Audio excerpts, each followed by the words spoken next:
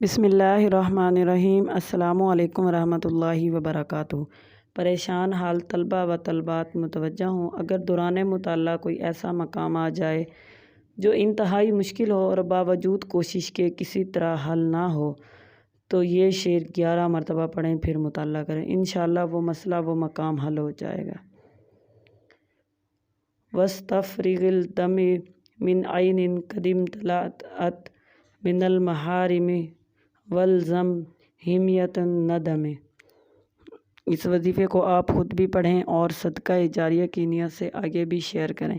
5 وقت کی نماز پابندی کے ساتھ ادا کریں۔